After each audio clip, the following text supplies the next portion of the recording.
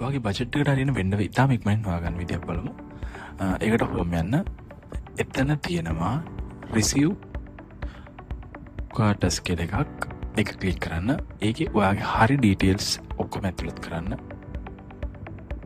Event එකේ නම, categories, event date, district, event date, district, city, village එක අනිවාර්යෙන් හරිම village එක ඇතුළත් කරන්න. ඊට පස්සේ මොන කැටගරි එකද මොන වගේ සර්විස් එකක්ද බලාපොරොත්තු වෙන්නේ කියන එක.